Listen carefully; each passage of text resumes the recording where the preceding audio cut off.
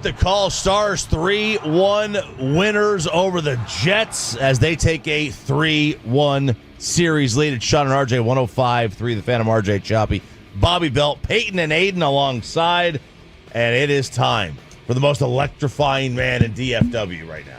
I was telling Jake he needs to sit here in Sean's chair because Sean's out today. Hey, you're in Sean's chair now. Paternity. Well, yeah, I figured somebody should fill up the chair. Because see, look, whenever Sean's out, Jake's always saying, like, I should really sit in Sean's chair. Like, yeah, right. He's always saying, like, I should really have Sean's spot. Yeah. And so I was like, well, like, why don't you just sit right here? We're not doing this. We're not doing this. He's like, no, that's not what I meant when I said I want Sean's spot. I was like, all right. That's not true. I just figured someone should keep No, what do I always say? Riepma. Let's talk hockey. None of that BS that Bobby tries to start. We're not doing that. I just want to talk Dallas Stars. The grim Riepma. Bing bong. As ASU Reed, my boy Reed. Yeah, Reed still has not forgiven me for all the shots I took at the ASU sororities. Well, yeah, you did. When Cam Scattaboo came through town. No! Oh, that's our guy that helped get the tickets for the Big 12 championship. Yeah. Shout out to Reed's a good dude, man. That was all his plugs. Come on, Reed's a good dude. Absolutely. Man. All right, so you were in the building. Yeah, how about it? Me and 18,000 other electrified fans just ready to go. Did you get booted from the main press box again? I did once again, which I'm fine with. I actually take it at this point as kind of a compliment because you're with the people. You get the rally towels. Now, I don't wave it. I have respect for the process. I'm not a fan. Big J covering the game. No, Big J. God.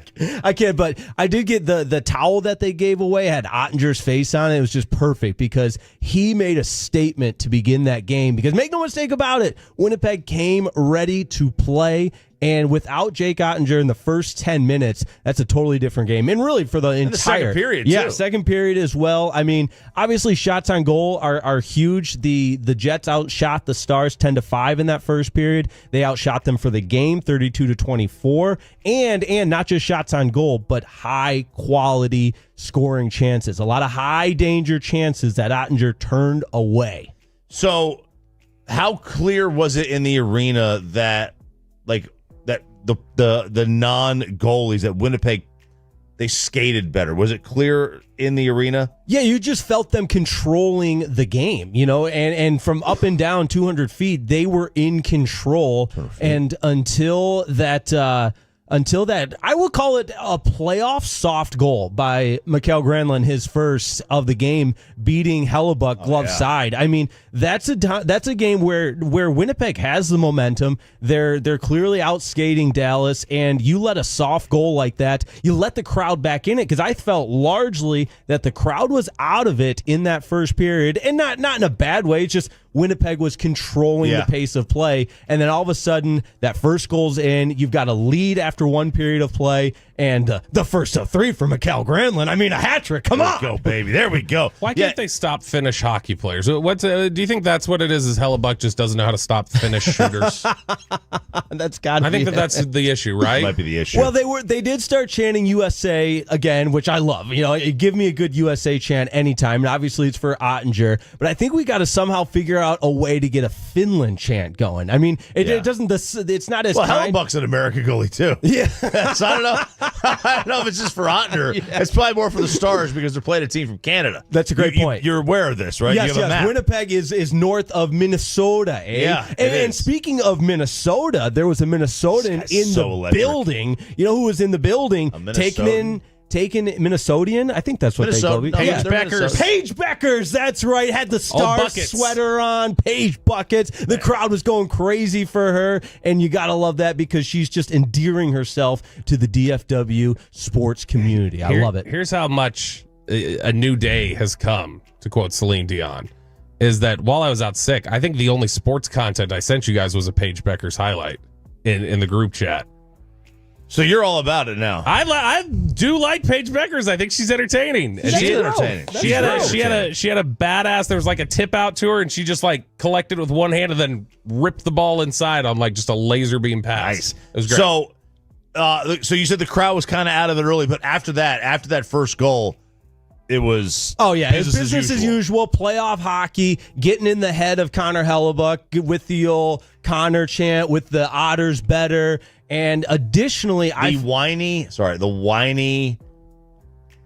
chant that all hockey fans do. The goalie's last name or first name, where it's just like the Connor.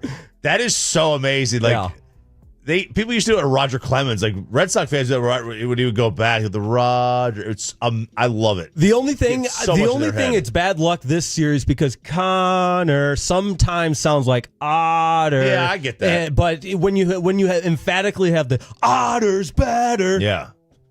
Otter's better. Listen, he just jumps.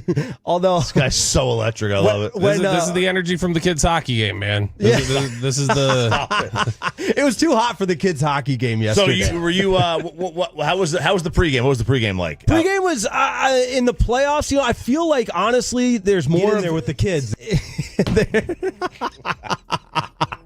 No, there's more of a focused energy going into the building. You walk in, you got the towels being handed out. I do a little lap around the AAC, take a little panoramic photo because just want to capture it. You want to feel it. And I've always said this about the Stars game day operations crew. They've always got something that's entertaining, whether it's pregame, between periods, whatever it is. And so you go to a Stars game, you will not be entertained at all the entire time. Dude, I saw this on, I think it was on TikTok or Instagram, but like it was a clip of a hockey podcast, and these guys keep saying like they're dying to go to a Stars game because of the crowd. I saw that too. Yeah, and I'm like, 10 years ago, 15 years ago, maybe my time, everything like 10 years ago to me is like 2001. That's the math is not mathing there, but I get what you're saying. Yeah, 30 years ago to me is like the 60s. It's just the way it is. Right? You know what I was thinking of driving in, actually? I don't know why I was thinking about this specific for you, but we are 5 years away from the decade where you turned 60. Yeah, up yours. Wow, you're so old, man. Jeez. So we saw that Chris Berman is he signed a contract, right? And he is going to take his contract. Is going to be until his contract expires on ESPN's 50th anniversary. Oh my god! And ESPN was 1979. I was 1979. So I'm like just the shot to my core of like, oh my god. And the best is we'll have the tracker because we just keep track of ESPN. So ESPN and everybody knows it. Same year, right? ESPN and me, same year. But thank you, Bobby. I appreciate it. You're welcome. I don't know why that just popped in my head. I was just like, damn, Chop is good. old. Yeah, that's great. So you need to get a Stars jersey that says Riepma on the back, so people can recognize you. What number would he have? Oh, that's a great question. That's a really good one. Really good question. Probably 69, right? Yeah, nice. No. I don't 13, because it goes to the 13 and under hockey games in the plaza. Stop it. All right, who's been an under... Jamie Benn. So I saw this a lot on social media last night. There's a lot of people that have been just killing him in general, but like I thought he had a pretty decent game last night for sure. But how has he been to you in the entire postseason? Yeah, it's so interesting you say that because I always, I bring my sticky notes in here with a couple of notes that if we need stuff to talk about, that's last on my note as far as priorities. So a couple other things that jumped out to me before that, but with Jamie Benn, the stats aren't going to blow you away. And one thing I didn't love yesterday, late in that third period, he takes a penalty after the whistle, and I get it. He's the captain. He's standing up for his guys. But you've got a 2-goal lead, and you take a penalty after the whistle that just gives a little bit of life. Both of their big vets. Sagan took Sagan took two. Yeah. Yes. And both you feel like, and I think the hockey hawk Gavin tweeted it out that the kind of unnecessary both of them were for Sagan and Jamie Benn as well. You just don't want, anytime you have a stranglehold on a team, you don't want to give them any air. And I felt like that penalty just gave them a little bit of life and a reason to believe. Now they killed off the penalty, no problem. Stars penalty kill has been incredible. 3 for 3 again last night. That's a big part of this series. The Jets are just 1 for 16 on the power play the entire series because the Stars penalty kill has been so good. But Jamie Benn -6, and in hockey, plus minus isn't everything, but -6 in the playoffs, which is very surprising.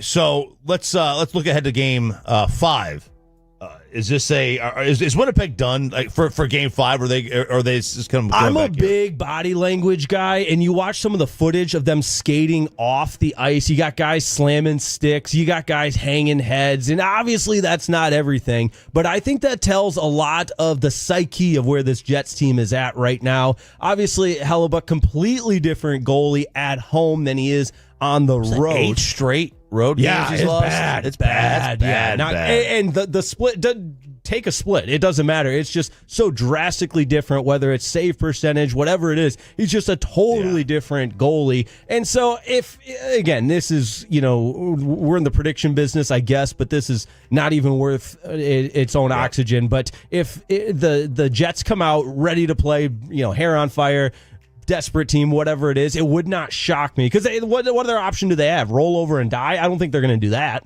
Well, I mean, yeah, but they do play well at home. You're right. Mm-hmm. They don't play well on the road, and Hellebuck, obviously, it gets into his head.